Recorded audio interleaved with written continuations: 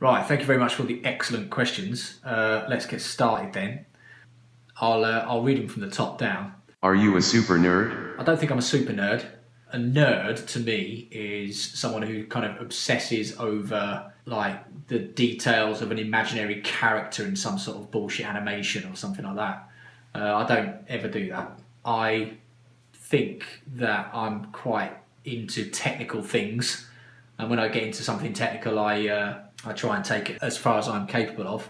So, throughout my life, I've been into stuff that is quite technical, starting with the Amiga computer when I was a little kid. At the same time, I got into Warhammer, but I was never really into the games there. I was into the painting and the remodelling all the little figures and stuff like that. Same with the Amiga.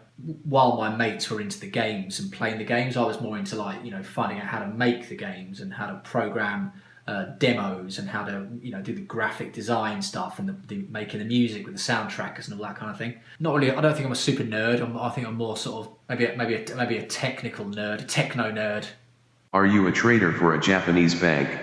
No, I'm not a trader for a Japanese bank. I'm not a trader for anybody. Well, that's not actually true. I'm mainly a trader for myself. I don't work for a financial institution. Are you a vegan? I'm not a strict vegan.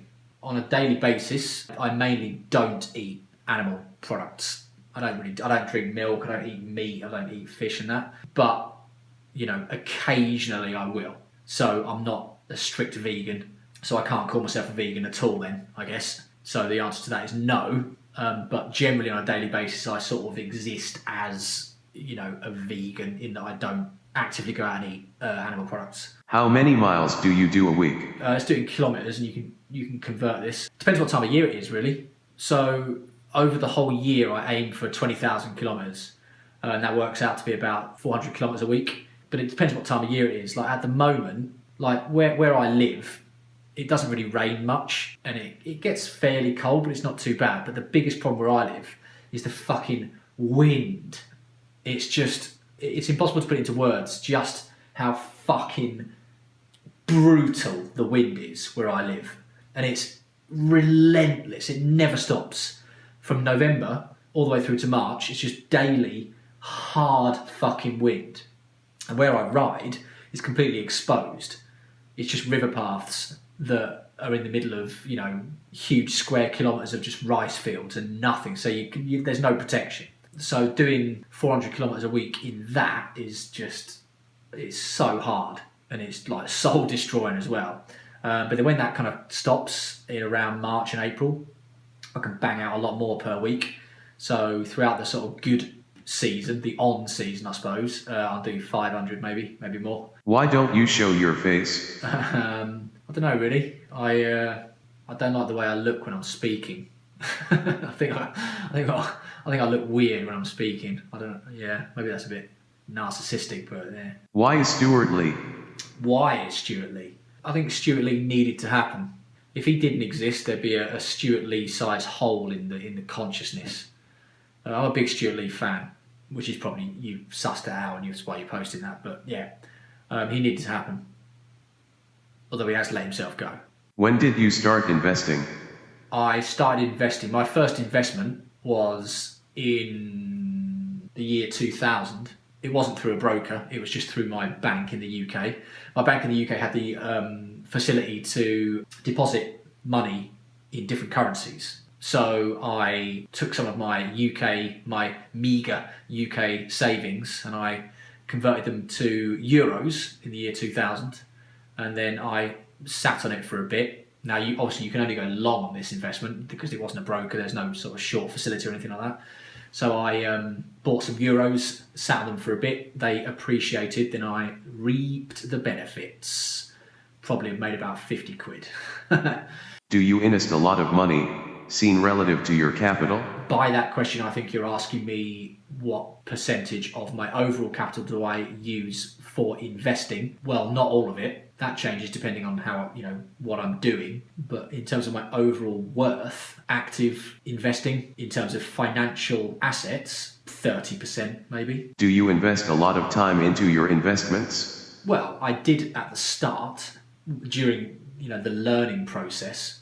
But as I got better at it and I learned more, that reduced. I mean, I aim to be completely hands off by the time I'm 50, hopefully. How does your asset allocation, roughly, look like? Asset allocation, well, I split my investing into 3 distinct areas, or 3 distinct techniques. The first one, which is the main one, is positional long-term investments.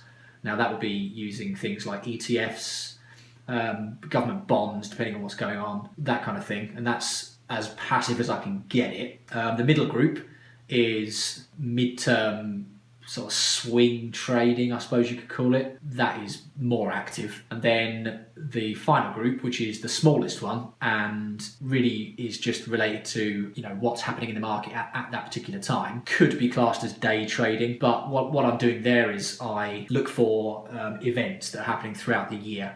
A really simple example would be, you know, every year Apple will release an iPhone. So I'll trade that event. And again, that's fully active, of course. What's your take on day trading? Yeah, I mean, like you, I think that it is very close to gambling. If you go on any of the day trading live YouTube channels and you look at, you know, these guys doing it in, you know, Ninja Trader or anything like that, listen to how they speak. It just reminds me of, you know, watching my granddad going into the gambling shop every week and just, you know, seeing all the fucking losers in there trudging in and trudging out and losing their money. I mean, it really gives me the same vibe as that. So yeah, I totally agree with you. When does How to Make a Fake Wheel Company 2 come out, so I can start selling cheap wheels for a premium? Ha! Well, How to Make a Fake Wheel Company 2, the second video is not actually going to be about how to make a fake wheel company. It's about something else. I'm in the process of making it. I've done quite a bit of work on it at the moment, but I'm trying to make a real fucking good one to top fake wheel company. Give me a week, couple of weeks, a week maybe. I'm trying to make it as good as possible for you lot. What industry do you work in? That's a bit of a difficult question, really. I don't work in an industry. I don't really have a day job. When I was quite young, I had a day job and then I had a part-time job. I had a day job in an insurance company and then I had a part-time job in a recording studio. I quit the job in the insurance company for some reason, and then I still had the job in the recording studio. Now, those 2 jobs were, you know, very different to each other. The insurance company was an office job, selling things. It was a sales job. And then the recording studio was a technical job, right? And that taught me that, you know, diversifying your income streams and having more than one income stream using different skills is absolutely the way to go. So I've always done that. So I don't have a single industry I work in. Are you a Brexit and Trump fan? Fan? No, I'm not. I can see the good and bad of both things. The trader in me, the, you know, capitalist money grabber, I can see the benefit of Brexit. I can see the benefit of Trump. I can see he's already done quite a few decent things, I think, for America.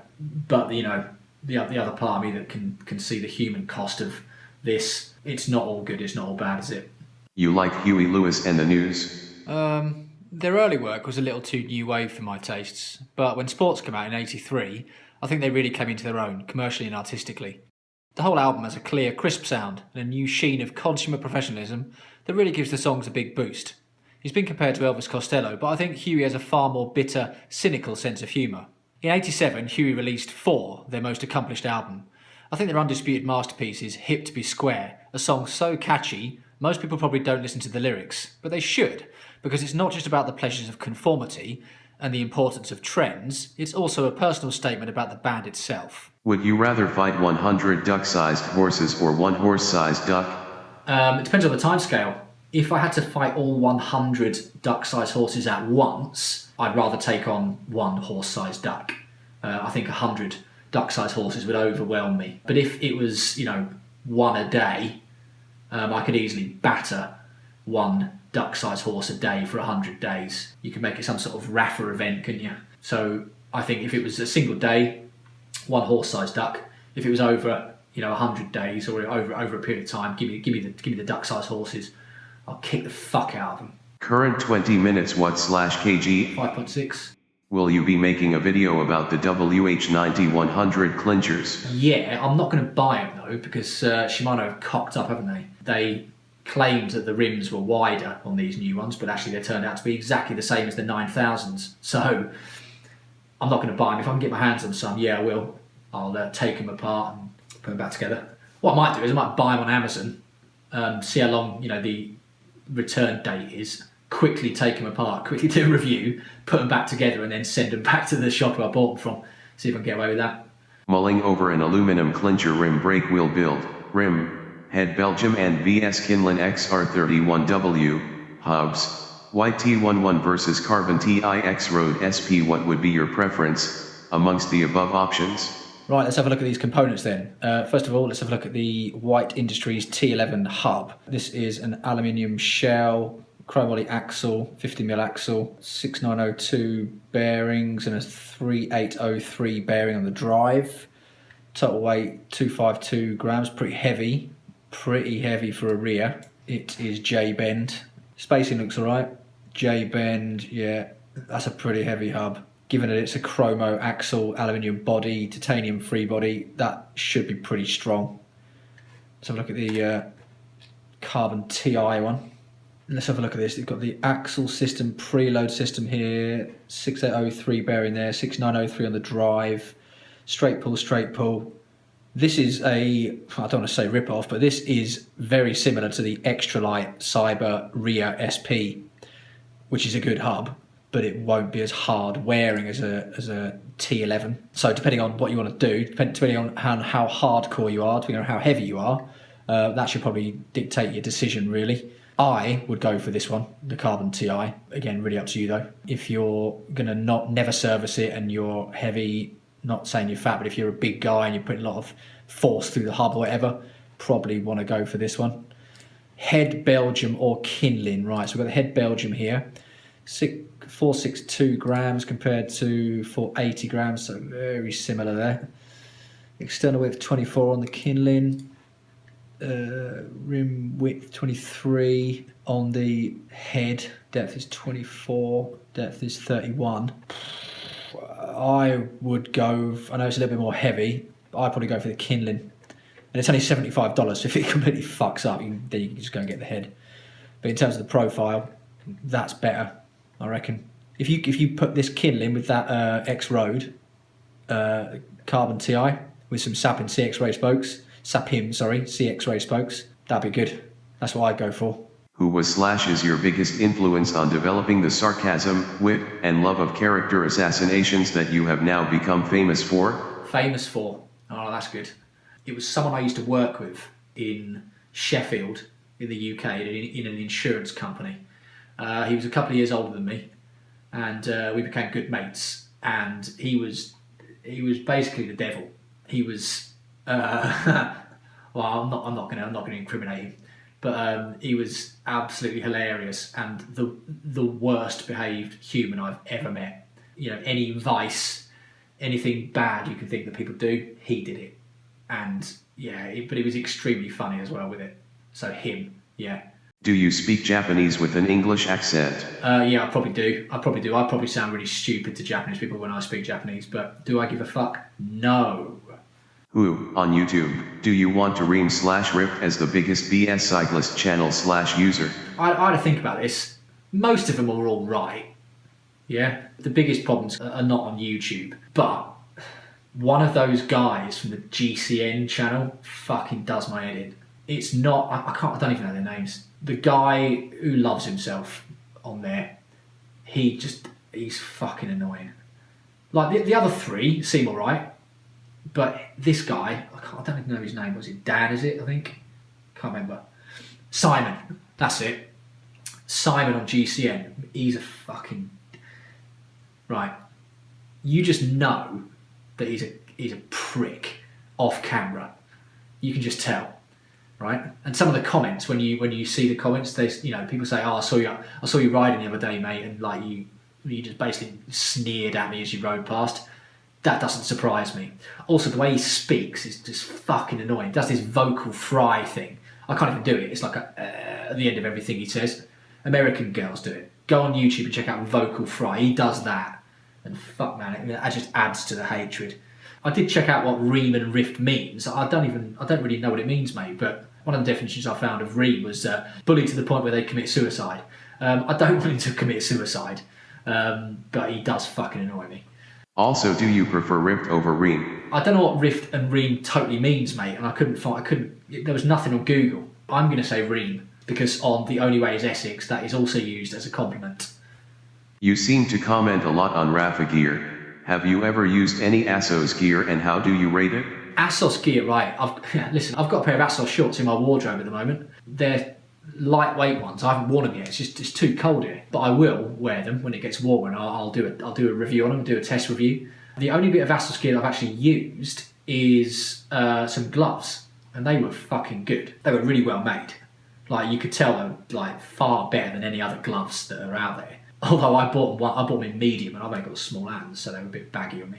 So I don't wear them much. But yeah, they were really good. Is Aero in cycling just as fake as Nicki Minaj's tits? Nicki Minaj's tits are fake, right? And I had a look at this. Have a look at this, right?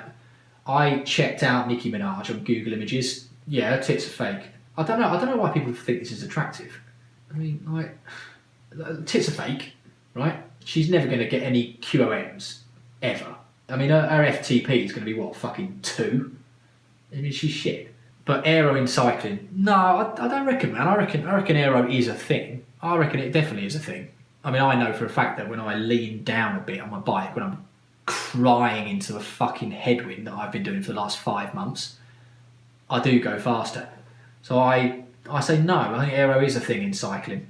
Obviously, it's been oversold and all, over marketed and all that shit. But I reckon it's real. Not into that like Nicki Minaj crap. Favorite Viz character / strip and what? That's difficult. It changes every day. I've never been a fan of the fat slags. I didn't like Sid the Sexist that much. I thought those ones were a bit obvious. I like the weird ones, like the vibrating bum-faced goats and the black bag. I also like Fruity Bun as well, because it's just clearly, a man who's seriously mentally ill. just on the edge of completely losing it. And then his wife just sort of putting up with it. Playtime Fontaine as well, the bank manager, who doesn't want to go to work and keeps trying to get out of it and get a note from his mum that that's fucking funny. 8 Ace as well for the inevitable ending. We've all been there. Biggest load of bullshit in cycling? I had to think about this quite hard. There are a few things at the moment that are bullshit. One of them was this artisan steel frame crap, where people pay $6,000 for 150 quid's worth of tubing welded together, as I've mentioned before. But that is at least, you're getting something for your money, because the guy who welds it together does actually have to sort of make it look pretty, even though he just steals the fucking paintwork from 1990s rave flyers, right? But I think the current biggest load of bullshit is either fake wheel companies or those ceramic speed rear mech cage large cog things that are £500. £500. They charge you 500 quid for those fucking things. They cost £5 to make, at the most. And what do? Nothing. Ceramic Speed are claiming they give you an extra 2 watts. 2 watts over an hour. Now, anyone who's got a fucking power meter knows that 2 watts over an hour it doesn't mean anything. If you stop pedaling and scratch your ass and then carry on riding, that's 2 watts you've lost over an hour.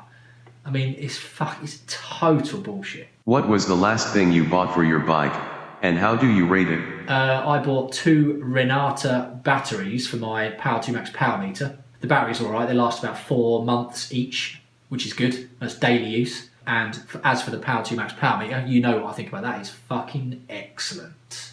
What tires do you use on your road bike and what? Continental GP 4000 S2. 25mm on the front, 23 on the back. I use 25 on the front and 23 on the back because I've got a 2014 Cannondale Super 6 Evo and a 25 won't fit on the back, basically, which is a bit annoying. Obviously, that'll change when I get my next frame, whatever that might be. I used to ride Vittoria. I used to ride the Open Corsa. They got punctures all the time and they wore out really fast. As soon as I went to Continental, all my puncture issues stopped. They're really light for how strong they are. Also, I've absolutely battered fuckloads of KOMs on the flat and up mountains with them, so they are fast enough. Favorite old Amiga game?